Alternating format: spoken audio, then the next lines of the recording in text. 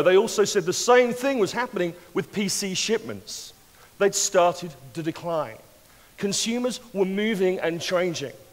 And yet, interesting, what is actually happening is the internet access is growing at a proportional and higher rate than we've ever seen before. But it's not happening in banners in browsers. And I'm really sorry, but if you think the future is banners in browsers, whether on a PC or a mobile, we're very, very much mistaken. You see, what's actually happening is right now, here in 2012, there are more connected devices on the planet than there are people. Welcome to the age of the cyborg. This whole idea of technology and how we're going to interact with it is going to radically change moving forward. Because as every device gets connected to the internet, what actually happens is that television equally moves. Because we love to be entertained. We love that content. And so what's happening is that every single device is just going to be able to start taking television content. Whether it's your mobile or your refrigerator or that screen in your car or whatever it's going to be. It also means that we have to start thinking about things that connect. So from an advertising perspective, it can be something very simple, as we've seen on browsers, where advertising starts connecting to each other. And so we started to be able to push those things out. But we're moving to a situation where it's not just about advertising that's sort of connecting, it's sort of becoming better. Imagine this oscillating fan is your computer password, and David Hasselhoff is a cyber criminal. David Hasselhoff does not like your oscillating fan. Oscillating fans must hair, and no one musses the Hoff's hair. The oscillating fan, not knowing any better, continues to gently oscillate. And fan. Now, you have a choice. Do you allow Hasselhoff to have his way with your eye?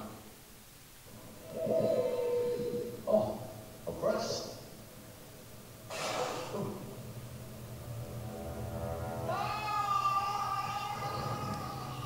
Protect your oscillating fan from David Hasselhoff. Denying digital dangers with Modern Internet Security 2011. Online advertising, interactive video, and now with talent. See, people talk to me and say, oh, there's no money in online. Rubbish! You've just seen David Hasselhoff there in an online ad. You see, what we're starting to see is this whole idea of quality. As people get their understanding of what video or what the future of video can do, so the media dollars are starting to shift. And also, so is our perception of engagement. What do we mean by engagement anyway? When I click on an ad, when I touch something, that's not engaging. We're engaging now. I mean, who's seen this film? Anybody seen this film this year? One of the biggest films in Hollywood this year. It's brilliant. Go and watch it. You'll love it here in Malaysia because there are no subtitles. It's one of these films where it's like, it's brilliant. It's all about the changing nature of media and communication and the challenge they had in going from a silent movie into a world with sound and what that meant. You see, as an industry, we've been here several times before. You see, this changing nature of content and entertainment, the shift from black and white to color, the change from color and sound to high-definition sound and high-definition pictures, and now connected to the internet. In fact, television has had a history of innovation. It just means that from an online perspective, we've been doing it in a much shorter time frame than television has. But where we're at right now is this transition between on-air to online. Everything is starting to take an internet connection, and with that comes a range of creative options and challenges that we're going to explore together today. You see, right now, the press globally is talking about this new wave of digital television, and they're saying that people don't want to spend that money per month for their subscription channels on television, not when I can get it elsewhere. They say, look at what's happening in the music industry, and we're about to see the same thing happening for the television industry. And that's a problem when 50% of the world's media is wrapped up in television.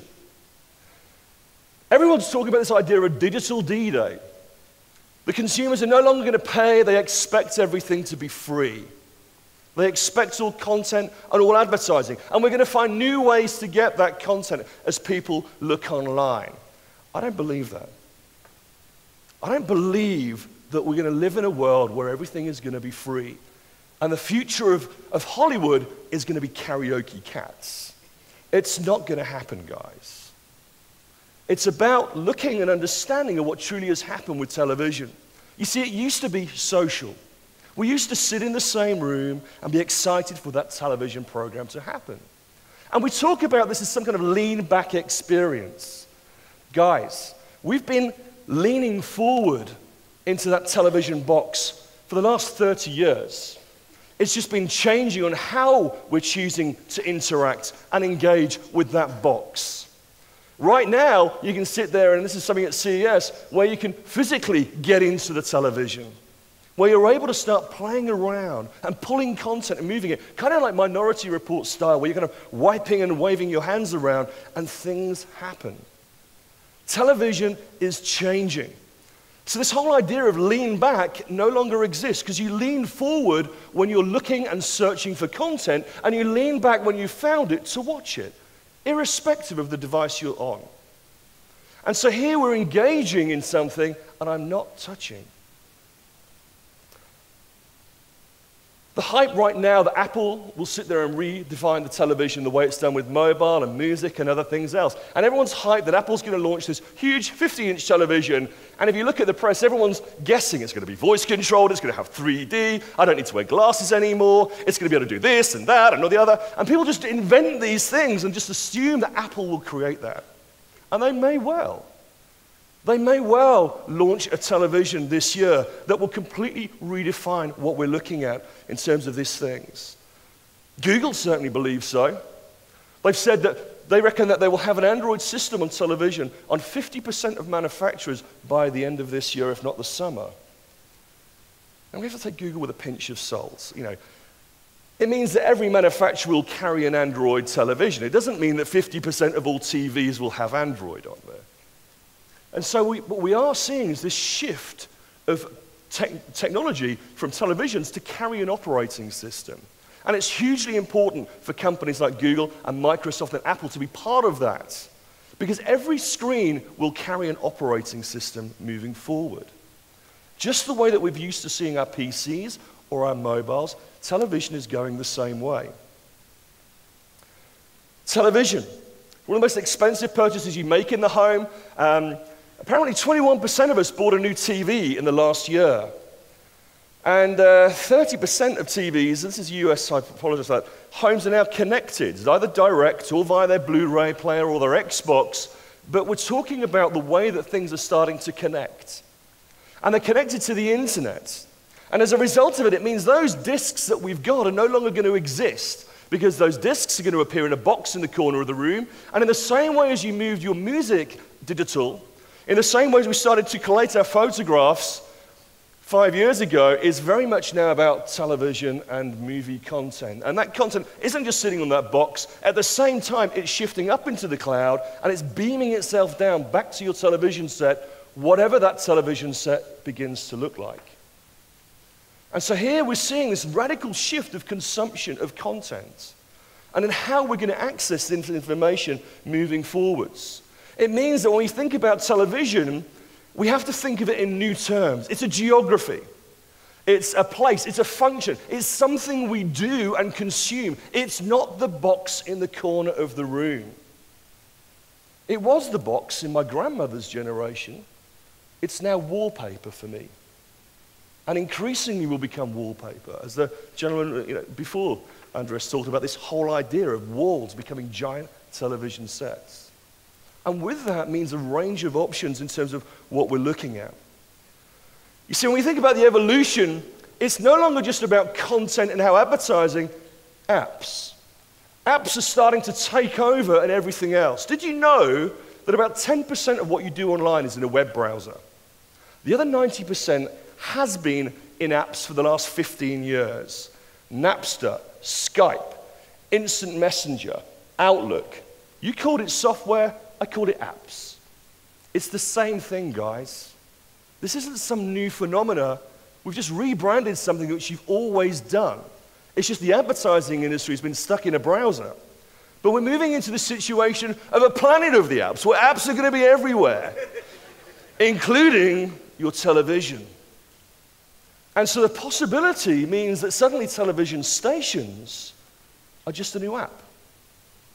And so when you start looking at television in those perspectives, and you start seeing magazines moving towards apps, and your newspapers moving to apps, it's only a matter of time before television stations themselves become apps. And with that means a range of different problems, challenges, and excitements. You see, when you look at the future of television and this lean-forward experience, we have to understand what it means about apps. Best Buy, the biggest retailer in America, said that last year, 30% of televisions were smart, intelligent, connected televisions. They reckon that to be 90% by 2015. Consumers are moving and changing. But the television is the biggest purchase and also the slowest purchase of all your consumer electronic devices. You change your television about every 7 to 10 years. You change your mobile every 1 to 2. And so that means the future of television, until we can hit this mass adoption, is actually quite a long way away. And so we have to think about how do we connect with television in something in short term in terms of being able to deliver that. And that means using a mobile phone.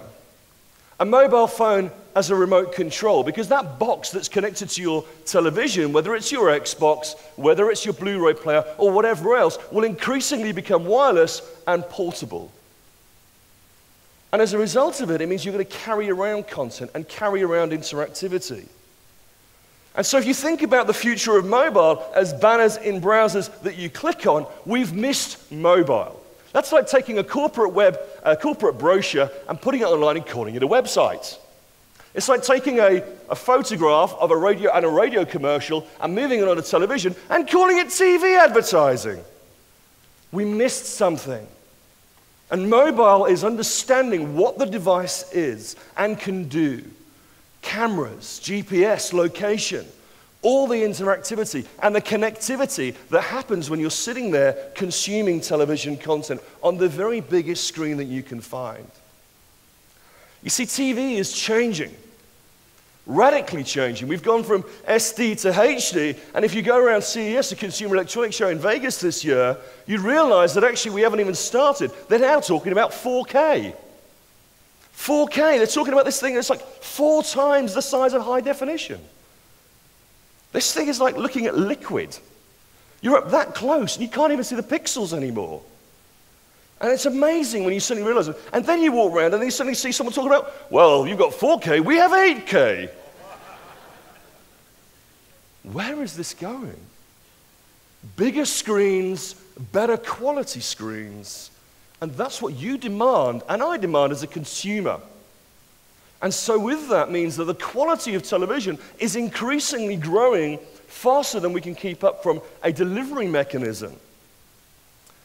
How so? Well, for a start, when you start connecting things together, you start seeing this blur between television and a PC. Actually, they're both one and the same thing now. Television, it just becomes another monitor because it's really about what is connected to it.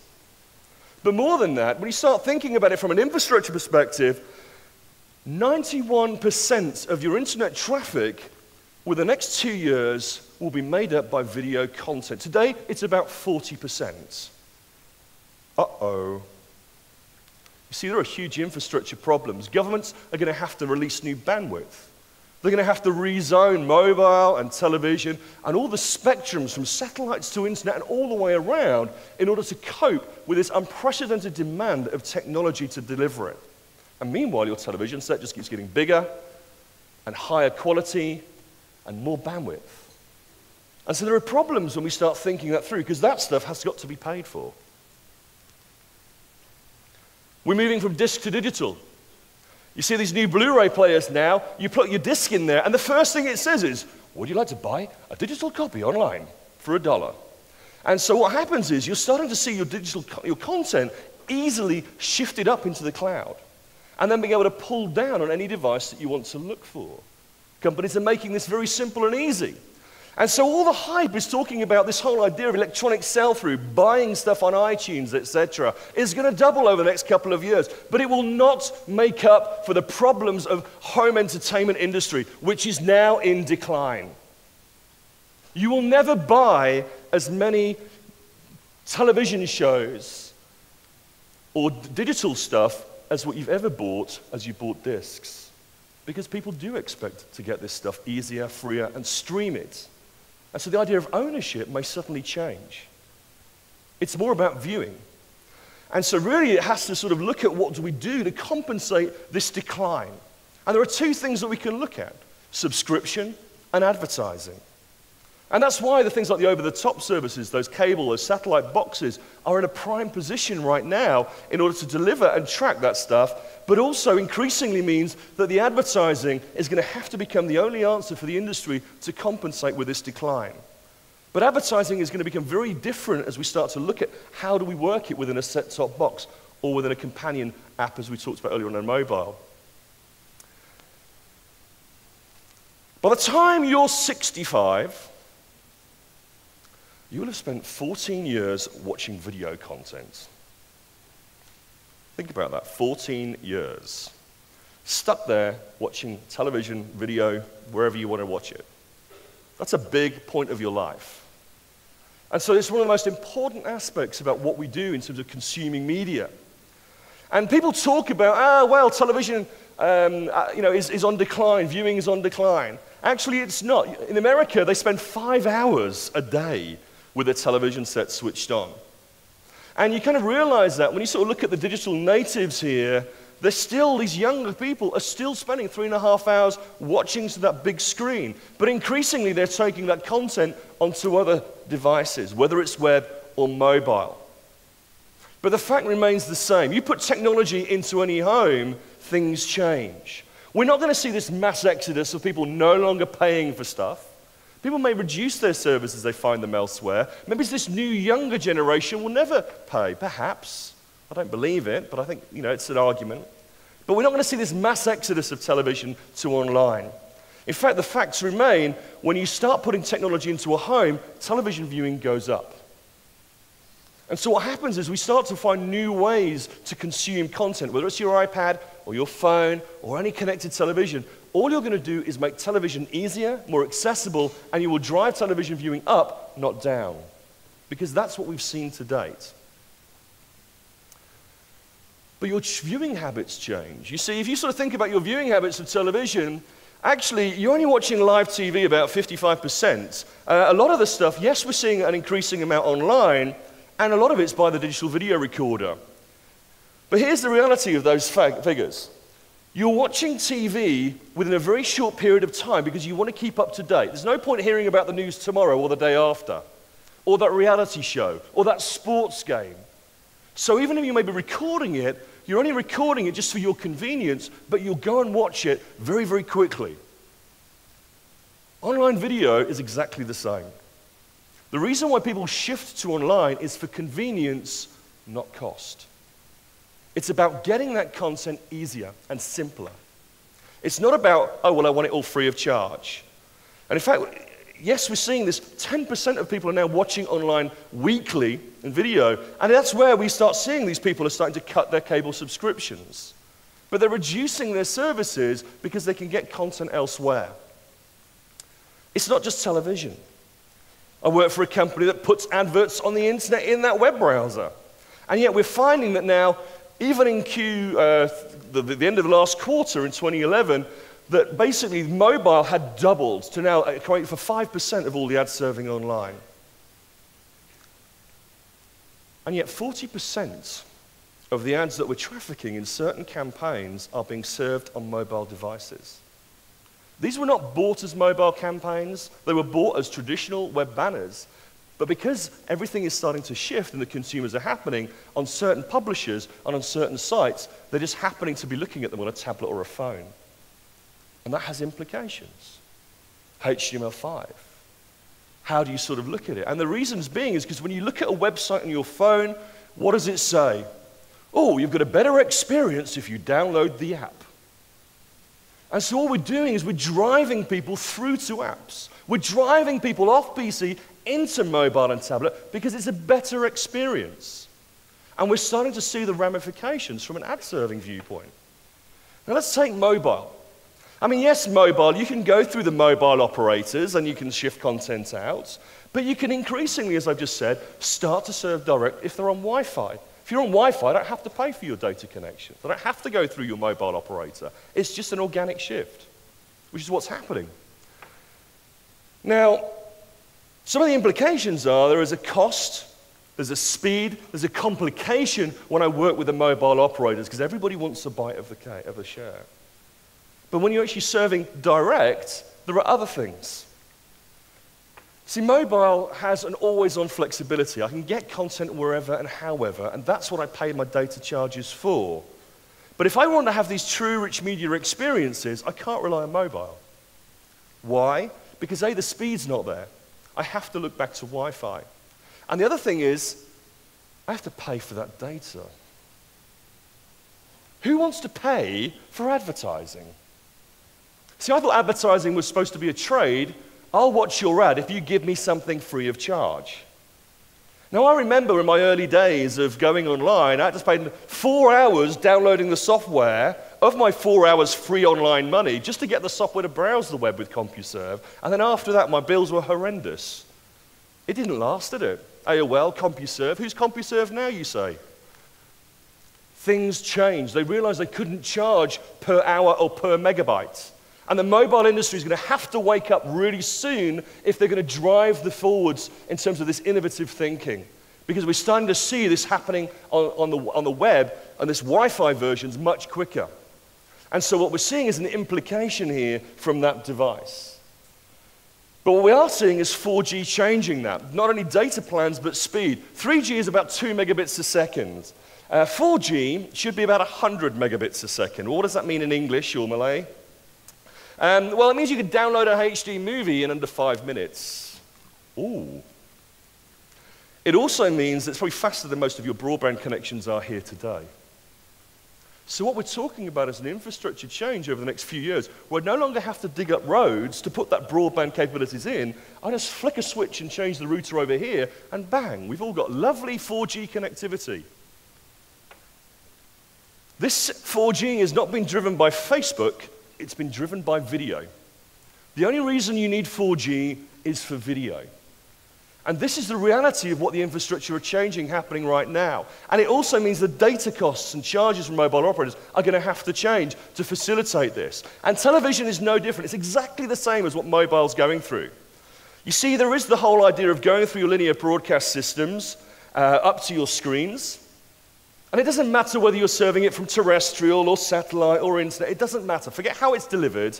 It's the fact that if you want to watch that premium content, you've got to pay for it. But increasingly, we're seeing this Wi-Fi, this direct connectivity over online.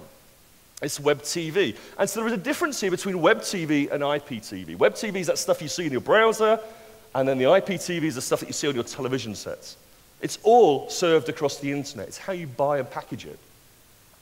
The bottom is closed, it's controlled, it's proprietary. If you want to watch those channels, you need that box. They also sit on premium content. If you want to watch that show, whether it's the F1 or Formula 1 or whatever else, you've got to pay for it. Because they've already locked that system down. And they've already done deals in buying stuff up front to ensure that you, if you want to watch that content, you're going to pay for it. And yet what's happening is they're turning around from the website and saying, okay, fine. Then we're going to create our own content. And so Google's just turned around and thrown $1 million at the table and said, fine, go and create your own niche content and we'll pay you for it. And that's exactly what the cable operators did in the 80s and 90s. I don't want to watch and pay for BBC News or whatever news. We'll create Sky News or whatever else news they'll create. And they created their own content to drive people across. And the same is happening now with people like Google via their YouTube high definition, their subscription content, and other manufacturers as well. It's forcing the TV companies to have to follow a music environment of where they say, well, let's unbundle. I no longer want to pay for an album, I want to buy a single. I don't want to pay for my 10 channels, I want to buy one. And that's what they're saying. They can say it, but it won't happen. You see, You go online to get music because you want to listen to music again and again and again and again. And you probably watch a television show once. And so this need to shift from television will not follow music in the same way. It also means that you're able to sit there, and this whole idea of piracy, actually technology is already jumping ahead of that, and we're going to look at that in a second, how we can solve that issue. But it's not just about that. It's the television companies are predicting this problem that happened with Napster in the music industry, and they're already locking it down before you and I have even got there. It's called TV Everywhere. It's this range of these devices that used to be boxes that attached to your television are now apps. And those apps, if you want to watch that Formula One content or the latest Premier Goal or whatever else you want to watch, you will sit there and have a subscription on your TV Everywhere. You can watch it on any device you like, providing you've got their app rather than their box, and providing you have a subscription for it. They've already predicted this shift. It's about convenience, not about cost. And so what's happening is they're predicting it. Why? Because they got money. These people have already bought the rights up front. They've already paid for stuff for the distribution.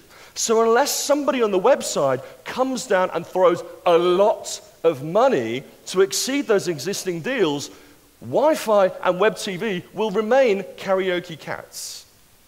Unless we start to see this range of new content as we're starting to see. So what's happening is the other companies, the old ones, are saying, well, fine, if you want to watch internet, well, we own the internet anyway because you buy your internet through us. And so they've locked it down. So they're turning around from a television and saying, well, it's okay, we're in a very strong position.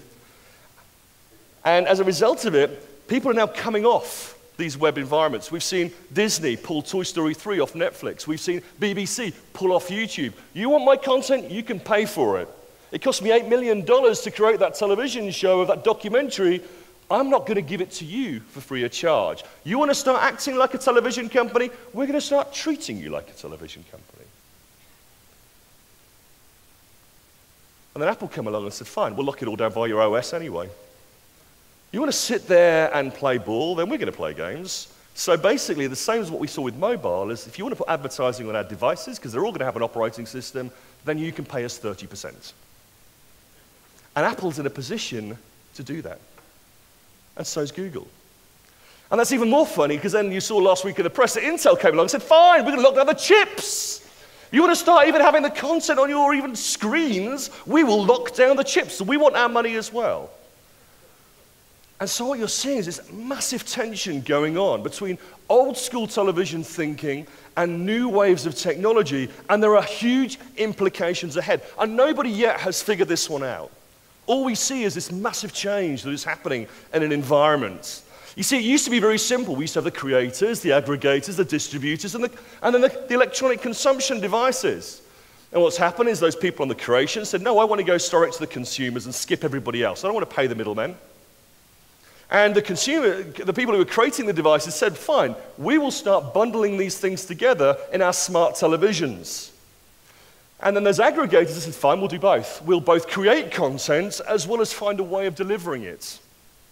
And then what happens is the distributors turn around and said, fine, we're going to lock down the entire system. And so what happens is you start seeing this kind of thing happening, where you're no longer not sure which company's doing what, because we're all doing the same things. And it's a huge race. Half of the media industry dollars are wrapped up in television advertising, and everybody wants a piece of it. And then you've got people like Amazon, Google, turning around and said, fine, we're going to create our own content. And then you've got Apple turning around and said, fine, we'll manage the aggregation system. And so it continues and continues as to wherever this is going to go next. Now we're talking about this industry. Let's go back and forwards in terms of work out what it was. You see, back then, this was television and that was online. Starting to shift now, we're starting to see mobile make its dent. And as we go forward, what you're going to see is where online was is where mobile will be. Where online will be is where television was. But television's not going anywhere but up. So yes, we're seeing this shift, but in the increasing revenues and dollars that are thrown at it, all we're going to see is this change. And that change means that the difference between online and TV is narrowing. So television's growing, but the others are growing at such an alarming rate that we're going to see this massive shift. The other thing is the online ad economy. I mean, rich media, those creative ads that we were sort of knocking around, well, what we're beginning to see is rich media starting to stagnate because a lot of that content of those interactive advertising is moving into video.